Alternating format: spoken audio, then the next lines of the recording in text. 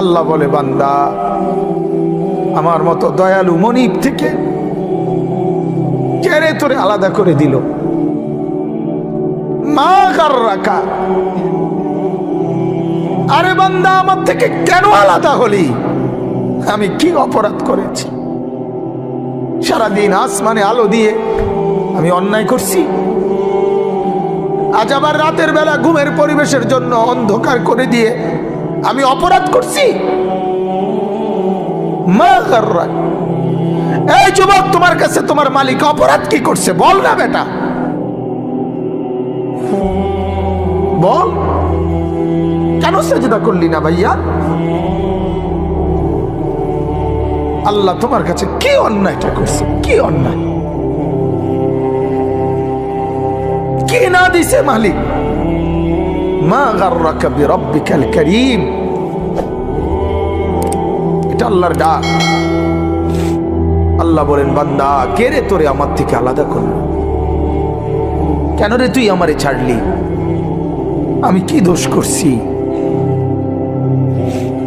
হাদিসের মধ্যে আছে, লাইসা মিন ইয়াউমিন ইল্লা ইউরাদু আলা নবী সাল্লাল্লাহু আলাইহি ওয়াসাল্লাম আমালা উম্মতিহি গুদওয়াতান ওয়া আশিয়াতান। শোনো যুবক, আল্লাহর নবী বলেন প্রতিদিন দুইবার, সকালে একবার, সন্ধ্যায় একবার, আমার উম্মতের আমল আমি রাসূলের সামনে ফেরেশতারা পেশ করে।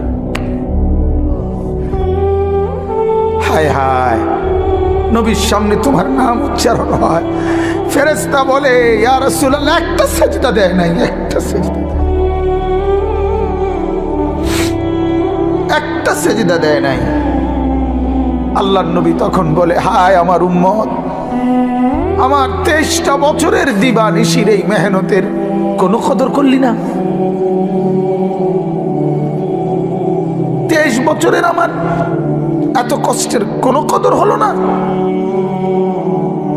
হাসরের ময়দানে নবী, দোস্ত শুনেন, হাসরের ময়দানে আল্লাহর নবী তার পিঠ দেখাবে, পিঠ, নবী তার পিঠ দেখাবে, পিঠ দেখায়া বলবে, উম্মত দেখ আমার পিঠ, চালনির মতো ছিদ্র ছিদ্র করে ফেলছি। তায়েফের বাচ্চারা যখন আমার পাথর মারছে, ওই পাথরের আঘাত সইতে গিয়ে। সেদিন দেখবেন, সেদিন বুঝবা যুবক, নওজোয়ান, তোমাদের জন্য কাঁদার কেউ নাই, তোমাদের জন্য ভাবার কেউ নাই। মা বাপ ছেড়ে দিছে তোমারে, যা বাবা নষ্ট হয়ে যা।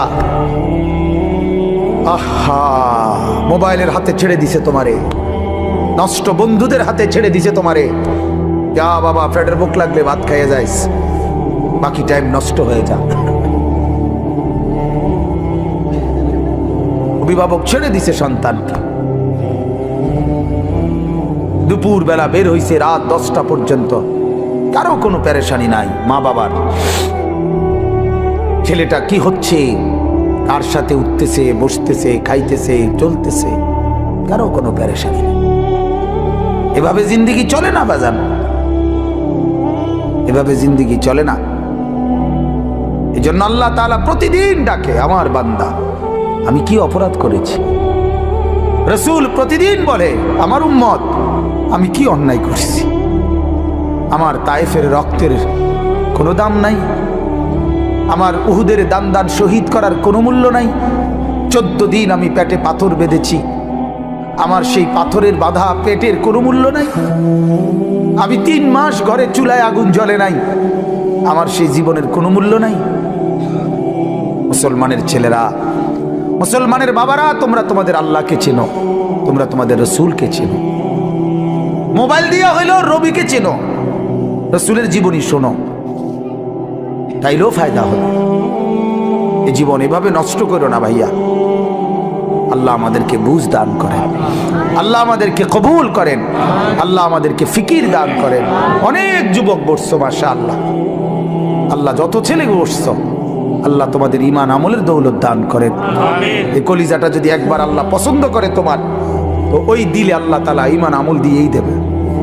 এজন্য তুমি আল্লাহর কাছে বলিও, আল্লাহ আপনি আমাকে আপনার জন্য গ্রহণ করেন, আপনার দ্বীনের জন্য গ্রহণ করেন। চলেন আমি যে আয়াত পড়ছি এই আয়াতে আল্লাহ তাআলা বলেন, সূরা আনফালের আয়াত, ইয়া আইয়ুহাল্লাযীনা আমানু। ওই যে পিছনে তাকায়ও না ভাইয়া, পিছনে তাকায়ও না, যে আসো। ইয়া আইয়ুহাল্লাযীনা আমানু, হে ঈমানদারগণ। এটা আল্লাহর ডাক। কার ডাক? আল্লাহর ডাক। ইয়া আইয়ুহাল্লাযীনা আমানু, এটা আমার মালিকের ডাক। মালিকের এই ডাকে পৃথিবীর সবচেয়ে বেশি মায়া। সন্তান যখন, মা যখন সন্তানকে ডাকে, ওই ডাকে যেতটুকু মায়া, বাবা সন্তানকে ডাকলে যতটুকু মায়া, আল্লাহর কসম এই ডাকের মধ্যে গোটা পৃথিবীর সবচেয়ে বেশি মায়া এর মধ্যে। ইয়া আইয়ুহাল্লাযীনা আমানু, হে ঈমানওয়ালা। আল্লাহ বলেন, বান্দা তুমি কালেমা পড়েছো, তুমি নিজেকে মুসলমান পরিচয় দিয়েছো, আমি আল্লাহ খুশি হলাম, তোমার ঈমান গ্রহণ করে নিলাম। আমি আল্লাহ এই কারণেই তোমাকে ঈমানদার বলে ডাক দিলাম। এটা প্রমাণ করে যে আল্লাহ আমার ঈমান গ্রহণ করছে। বলেন আলহামদুলিল্লাহ। ইয়া আইয়ুহাল্লাযীনা আমানু, এই শব্দটি কোরআনুল কারীমের মধ্যে মোট 89 বার আছে। 89, 8, 9, 89 বার আল্লাহ তাআলা 89 বার আমাদের ঈমানদারদেরকে ডাক দিয়ে দিয়ে বলছেন। কি বলছেন? দারুণ কথা। আল্লাহ বলেন, বান্দা তোমার ঈমান আমি গ্রহণ করলাম, এজন্য তোমাকে ঈমানদার বলে ডাক দিলাম।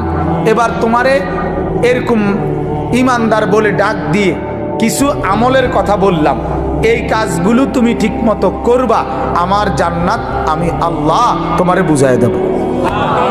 ঈমানওয়ালার জন্যই জান্নাত। জান্নাত আল্লাহ বানাইছেন কার জন্য? আমাদের জন্য। এই যে আপনারা যারা বসছেন এখানে, ছোট বড় একের বিশ্বাস আল্লাহ তাআলা জান্নাত বানাইছে আমাদের জন্য। কাদের জন্য ভাইয়া বলো না? আমার জন্য। এই তোমার জন্য, তোমার জন্য, তোমার জন্য, তোমার জন্য, তোমার জন্য। ওই যারে ধমক দিলাম দোস্ত, তোমার জন্য। রাগ হইও না, আল্লাহ তোমারে কবুল করেন, আল্লাহ তোমারে নামাজি বানায় দেন। কারোর প্রতি তো এমনি তো কোনো বিদ্বেষ নাই, ঠিক না ভাইয়া? কারোর সাথে কি কোনো আলাদা দুশ্মনী আছে কি? তো আল্লাহ তাআলা বলেন, ঈমান আমি গ্রহণ করলাম, ঈমানের বিনিময়ে জান্নাত।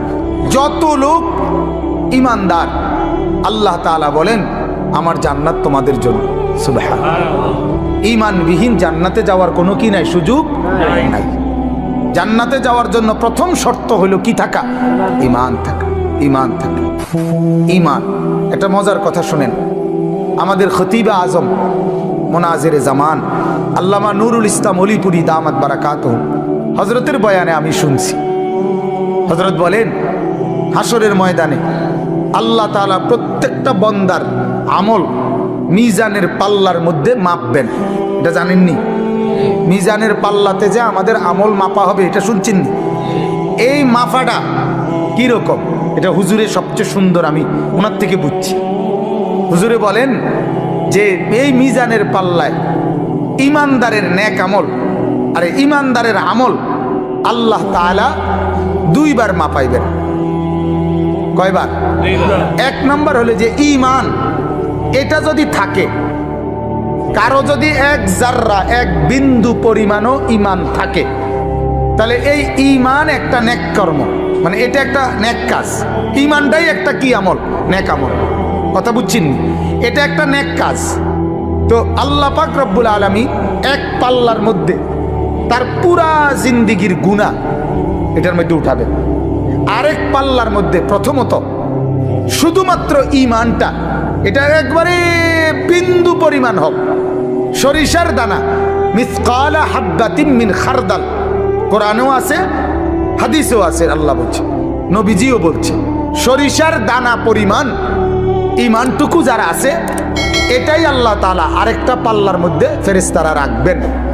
তাহলে এক পাল্লার মধ্যে কি? গুনাহ। আরেক পাল্লার মধ্যে শুধু ঈমানটা। এই শুধু ঈমানটা রাখার কারণে গুনার পাল্লা যদি 7 আসমানের চাইতে ভারী হয়, গুনার পরিমাণ যদি 7টা পৃথিবী বরাবরও হয়, তারপরেও এই ঈমানের এই সামান্যটুকু সমস্ত গুনার পাল্লার চাইতে ঈমানের পাল্লা ভারী হবে।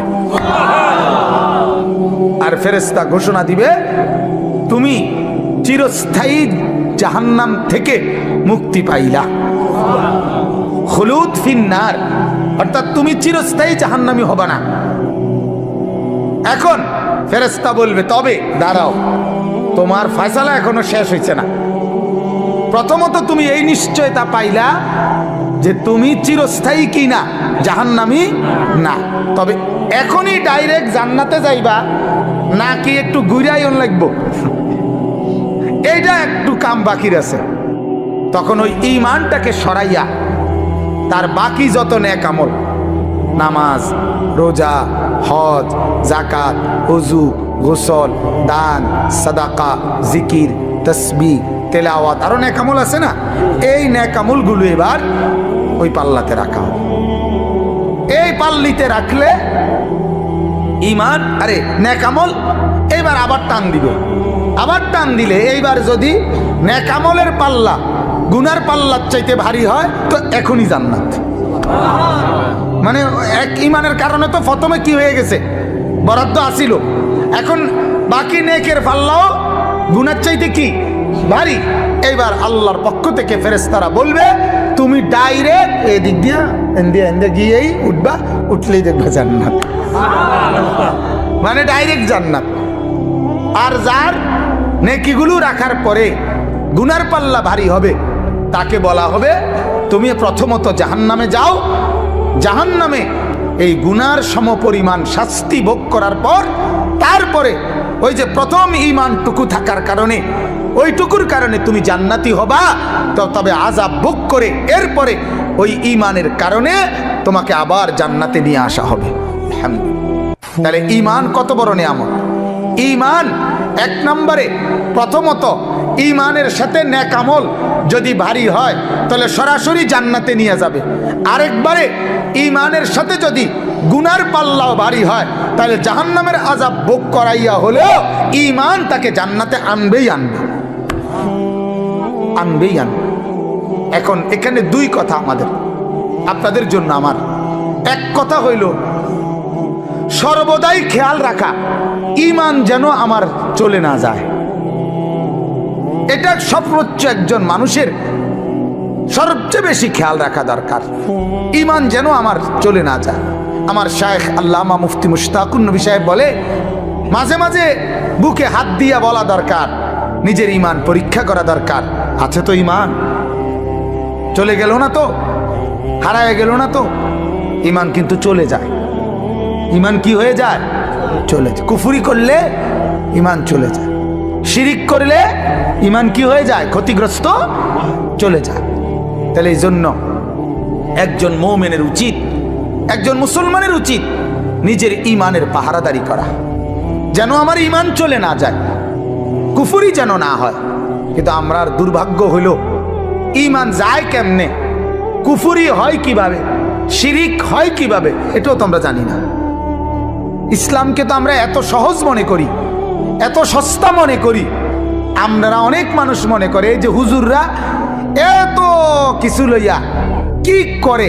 হুজুররা, বহুত লোক আছে যে হুজুররা কেন বাংলা, অঙ্ক, ইংরেজি, পদার্থ, জীব বিজ্ঞান, রসায়ন বিজ্ঞান, পৃথিবীর এই অত্যাধুনিক যান্ত্রিকতার এই যুগে এগুলো কেন পড়ে না?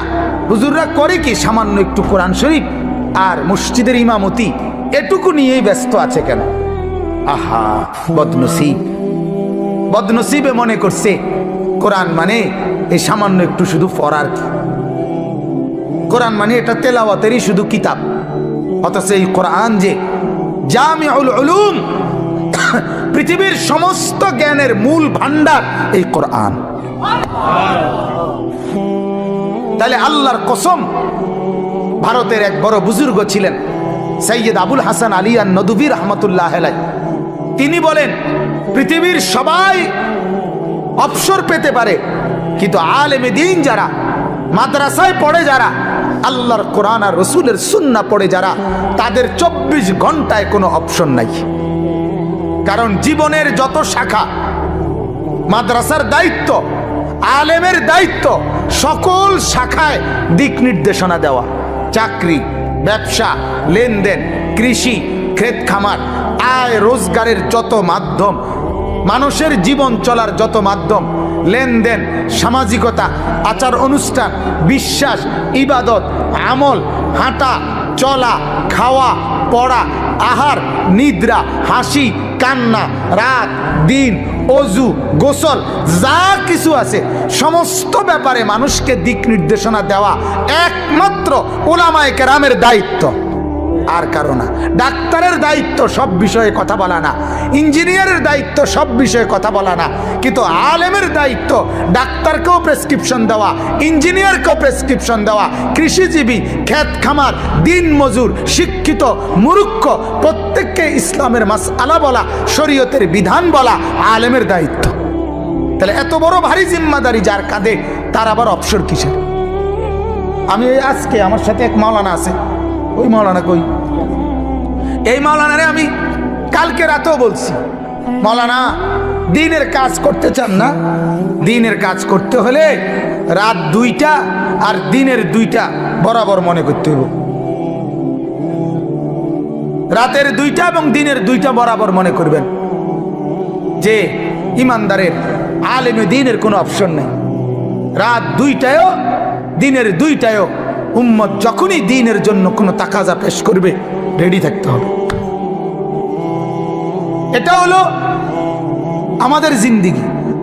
অতএব আমি আপনাদের কাছে এটা বুঝাইতে চাইলাম, ঈমানের ব্যাপারে আমরা অবশ্যই জানা দরকার। কি কারণে আমার কুফরি হয়, কি কারণে আমার শিরিক হয়? আমাদের কাছে এই দ্বীনের তালিম তো নাই, তালিম নাই। আমরা বহু মুসলমান নিজেদেরকে স্বাভাবিকভাবে মুসলমান মনে করি।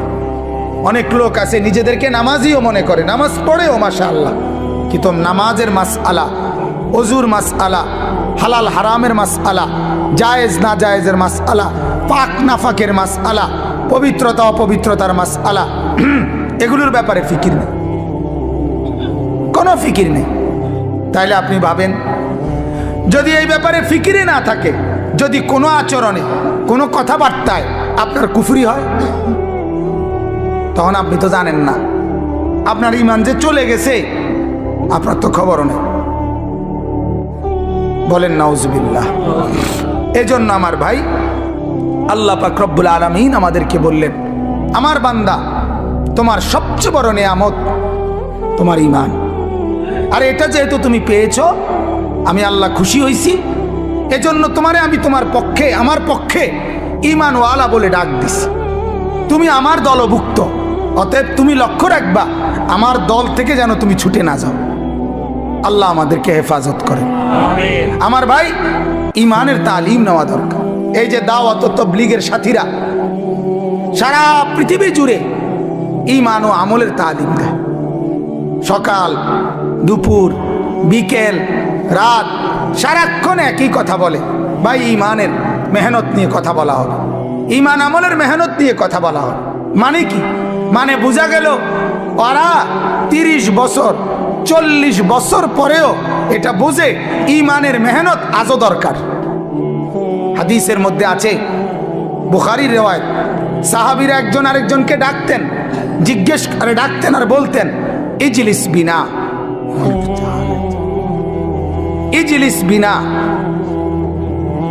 এক সাহাবী আরেক সাহাবীকে ডাকতেন আর বলতেন, ভাইয়া একটু পাশে বসেন, নুমিনু সাআতান, কিছুক্ষণ ঈমানের কথা বলি। এই ঈমান এমন এক জিনিস, সাহাবীরা রাসূল থেকে ঈমান শিখছে। সাহাবীরা কালেমা পড়ছে কার হাতে?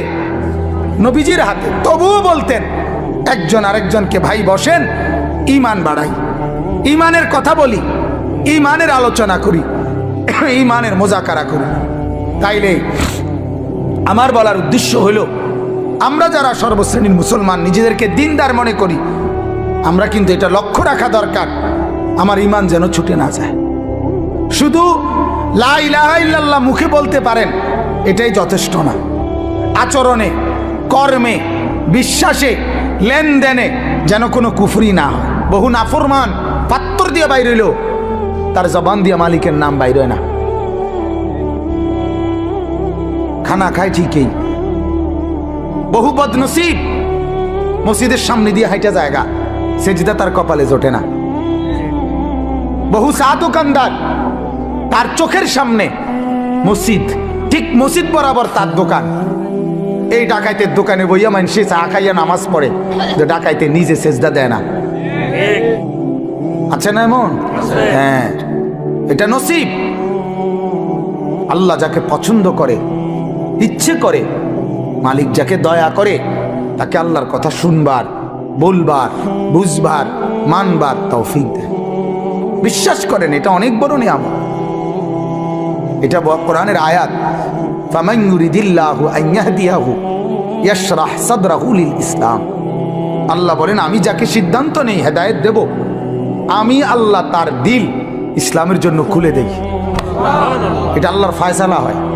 আল্লাহ সিদ্ধান্ত নেয়, তারে আমি দিনদার বানাবো, তারে দিনদার বানাবো।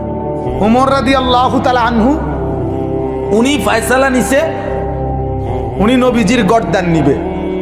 চোখ লাল, বুকের মধ্যে রাগ, হাতে তলোয়ার।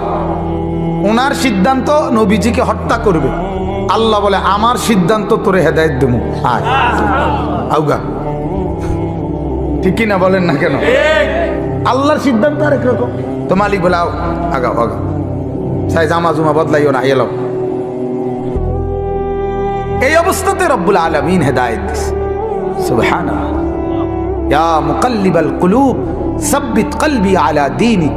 এই দোয়ার মধ্যে ব্যাখ্যায় আছে, নবীজি বলছে, প্রতিটা মানুষের কলব, দিল আল্লাহর কুদরতি দুই আঙ্গুলের মাঝে থাকে। ইন্না কুলুবাল ইবাদ বাইনা ইসবাআইনি মিন আসাবিআর রহমান। প্রত্যেকটা মানুষের দিল আল্লাহ তাআলার কুদরতি দুই আঙ্গুলের মাঝে থাকে। ইউকাল্লিবুহু কাইফা ইয়াশা। আল্লাহ যেভাবে ইচ্ছে ওই দিল বদলাইতে পারে। আল্লাহ চাইলে উলট পালট করে দেয়, আল্লাহ তাআলা চাইলে দিল বদলায় দেয়। এই জন্য ওমরের শক্ত দিল, পাষাণ দিল আল্লাহ বদলায় দিছে, তো নরম দিল হয়ে গেছে। নরম দিল। এই জন্য কোরআনুল কারীম আছে, ওয়ালামু আন্নাল্লাহা ইয়াহুলু বাইনাল মারই ওয়া কলবিহি। আল্লাহ তাআলা বলেন, ও আমার বান্দা, মনে রাখো, তোমার দিলের তামান্না আর আমার ফয়সালা দুই রকম হয়ে যায়। আরেক অর্থ হইল যে তোমার দিলের ইচ্ছা আর আমার দিল বদলানো ভিন্ন হয়ে যায়। তুমি ইচ্ছা করছে একরকম, আমি তোমার ব্যাপারে দিল বদলাই দেই ভিন্ন রকম। এজন্য আমার অনুরোধ, প্রত্যেক দিন বলি, জুমার বয়ান যখনই আর মসজিদে যাবেন, একেবারে শুরুর থেকে, এই যুবক ভাইরা, তোমরাও অনেক ছেলে, তোমরা মসজিদে যাও ভাই, ঠিক আছে, কিন্তু বারান্দায় বসে থাকো, ধাক্কা ধাক্কি করো, রসিকতা করো। আরে দোস্ত, জিন্দিগি কতক্ষণ রসিকতা করলে? আমার শুধু এই কথাটা বুঝাও, আসলে রসিকতা কি কোনো টাইম টেবিল নাই? আর বিনোদনের কেকের কোনো টাইম টেবিল নাই। একটা মানুষকে সারা দিনে ধাক্কা ধাক্কি, এই নিজেদের মধ্যে আনন্দ ফুর্তি, এই তামসা করতে মন চায়, এটা কতক্ষণ? কতক্ষণ ভাল লাগে? একজন মানুষের কতক্ষণ ঘুম যাইতে মনে করে? একজন মানুষের কতক্ষণ তামসা করতে মন চায়? এটার কি কোনো লিমিট নেই? এক সপ্তাহ পরে তুমি, এক সপ্তাহ তো তোমার মসজিদে দেখা যায় নাই, একটা সপ্তাহ পরে শুক্রবারে আধা ঘন্টা টাইমের জন্য আল্লাহর ঘর মসজিদে আসছো, শয়তান তোমারে তখনও কামড়ায়? ইবলিস কি তখন তোমারে তখনও ছাড় দেয় না? তখনও তুমি বারান্দাত বসে বসে ধাক্কা ধাক্কি করো, ঠেলাঠেলি করো। আশ্চর্য কথা। তাহলে আল্লাহর কথা কখন শুনবা ভাইয়া? আখিরাতের কথা কখন শুনবা? কেমনে বললে বুঝবা? কিভাবে বললে বুঝবে এরা? অনেক মুরব্বী আছে, এই মুরব্বী, অনেক কিছু মুরব্বীরও আছে বদভ্যাস, বসে বসে মসজিদে গিয়া ইমাম সাহেব জুমার বয়ান করে, সামনের কাতার দখল করে থাকে, কিন্তু বইবে জিমায় এরম করে, বইয়ে বইয়া জিমায়। জিমান কেন? আমার মসজিদে তো কোনো বুড়া, 200 বছরের বুড়াও জিমাই তারে। জিমানির সিস্টেমে নাই, ডরেও তো চোখ বন্ধ করে না, শতবদ নাই, শতবদ করবে কেন? আপনি আসছেন আল্লাহর ঘরে, শুনবেন না কেন? মনোযোগী হবেন না কেন? আমি একদিন এক মুরব্বির জিজ্ঞেসি, আপনি বলেন প্রতিদিন 1টার দিকে 12:30 1টার সময় আপনার ঘুমাননি? শনিবার, রবিবার, সোমবার, মঙ্গলবার, বুধবার, বৃহস্পতিবার? না হুজুর, শুক্রবারে ঘুম যাতা দেয় কেন? কি ব্যাপার, ঘটনাটা কি? গাফলত, খামখেয়ালি। আল্লাহ আমাদেরকে মাফ করে দেন। আমার ভাই, আল্লাহ তাআলা এটাই জন্য বলেন, ওয়ালাউ আলিমাল্লাহু ফীহিম খায়রাল লাসমাআহুম ওয়ালাউ আসমাআহুম লাতাওয়াল্লাউ ওয়া হুম মুরিদুন। আল্লাহ তাআলা এটা বহুত বড় ইহসান মালিকের। আল্লাহ বলেন, আমি চাইলে শুনাই, আমি মহব্বত করলে হেদায়েত দেই, আমি আল্লাহ পছন্দ করলে আমার রাস্তায় টেনে নিয়ে আসি। আল্লাহু ইয়াজতাবি ইলাইহি মান ইয়াশা।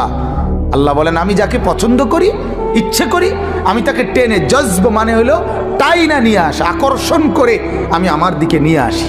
সুবহানাল্লাহ। সে যায় উল্টো দিকে, আমি আল্লাহ টেনে নিয়ে আসি আমার দিকে। সুবহানাল্লাহ। আরেকটা হলো ওয়াহদি ইলাইহি মান ইউনিব। আল্লাহ বলেন, আমার রাস্তায় একটু যদি কেউ আগায়, আমি আল্লাহ তার চাইতে বেশি গতিতে আমি আল্লাহ তাআলা তাকে এগিয়ে হেদায়েত দিয়ে দেই। এটার উদাহরণ আমরা ওস্তাদদের মুখে এভাবে শুনছি যে মা যখন তার ছোট ছেলেকে হাঁটা শিখায়, বাচ্চাকে, তখন মা একটু দূরে বাচ্চাটাকে দাঁড় করাইয়া এরপরে এই পাশ থেকে মা বলে, আব্বু আসো, আসো আসো আব্বু, একটু একটু আসো। তো বাচ্চা 2 কদম 3 কদম দিয়েই বাচ্চাটা পড়ে যায়, ঠিক না? মা তখন দৌড়াইয়া গিয়া মহব্বত করে, আদর করে কোলে তুলে নেয়, এরপরে আদর করে চুমা দেয়। রব্বুল আলামিন যখন বলে, আমার বান্দা আমার রাস্তায় 2-4 কদমই আগাও, 2-4 কদম আগাইলেই আমি আল্লাহ নিজে আগায় গিয়ে তোমার কোলে তুলে নেব, আদর করব, আমি আদর করব।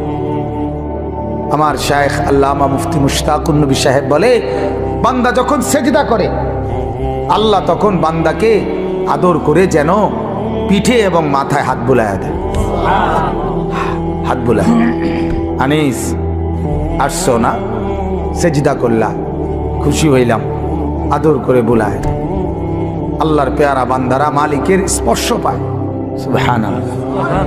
মালিকের স্পর্শ পায়, মালিকের অস্তিত্ব কলিজার মধ্যে অনুভব করে, দিলের মধ্যে অনুভব করে। হাদিসের মধ্যে আছে, রাসূলুল্লাহ সাল্লাল্লাহু আলাইহি ওয়াসাল্লাম একদিন নামাজের মধ্যে তেলাওয়াত করতেছিলেন। নামাজে কোরআন শরীফ পড়ে না, তেলাওয়াত অবস্থায় একটু সামনে আগায় গেছে, আবার পিছায় পড়ছে। নামাজ শেষ করছে, আর সাহাবীরা জিজ্ঞেস করলেন, ইয়া রাসূলুল্লাহ কি করলেন এটা, যে আগায় আবার পিছায় গেলেন? আল্লাহর নবী বলেন, সাহাবীরা জান্নাতের ফলের কথা, জান্নাতের এই আয়াত যখন পড়তেছিলাম, তো আমি দেখছিলাম যে জান্নাতের ফলের গাছ আমার সামনে দাঁড়ানো, এই জন্য একটু আগায় গেছিলাম, মন চাইছিল ফলের একটা থোকা খুলুম, মানে সিরালমু। আবার ভাবলাম এটা তো দুনিয়া, এই জন্য ছিড়ি নাই, আর আবার পিছায় পড়ছি।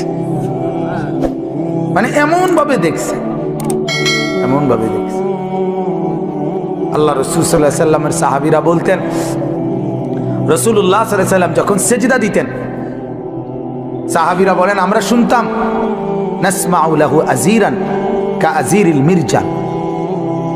আল্লাহর নবীর সাহাবীরা বলেন, ডেকচির মধ্যে পানি গরম করলে, উতরাইলে যেরকম ডগডগ আওয়াজ করে, গড়গড় আওয়াজ করে, সাহাবীরা বলেন আল্লাহর নবী সেজদার মধ্যে এভাবে কাঁদতেন, আমরা তার কলিজার ভেতরে এই ডেকচির উত্তপ্ত গরম পানির ডগডগে আওয়াজের মতো শুনতে পেতাম।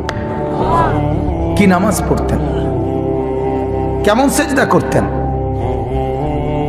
আল্লাহর নবীর স্ত্রী আম্মা জান আয়েশা রাদিয়াল্লাহু তাআলা আনহা বলেন, মাঝে মাঝে আল্লাহর নবী যখন সেজদা করতেন তাহাজ্জুদে, রাত গভীরে, এত লম্বা সেজদা করতেন, এত লম্বা সেজদা দিতেন। হযরত আয়েশা বলেন, আমি ভাবতাম, হায় তিনি ইন্তেকাল করলেন কিনা, তিনি মারা গেলেন কিনা। তো আমি নিজেই নিজে রাসূলুল্লাহ সাল্লাল্লাহু আলাইহি সাল্লামের পায়ের আঙ্গুলে হাত দিয়ে মানে অনুভূতি চাইতাম জীবিত আছে কিনা। এত লম্বা সেজদা দিতেন, এত লম্বা সেজদা দিতেন। এজন্য ভাইজান আমার বাপ, এটা অনুভূতির ব্যাপার। আল্লাহর রাস্তায় আসতে পারা, আল্লাহর কথা শুনতে পারা, দ্বীনের আয়োজন করা, আল্লাহর কথা বলতে পারা, কোরআনের একটা মজলিসের ইন্তজাম করা, হ্যাঁ, অনেক বড় ইহসান ও করম ছাড়ার কিছু। তোমার দ্বারা আল্লাহ তাআলা একটা ভালো কাজ করাইছে, যে ছেলেরা করছে মাশাআল্লাহ। শামীম ভাই আমারে আবদার করে বসছে, মূলত ওনার আবদারের কারণে আমি এই সময়টুকু মিলাইছি।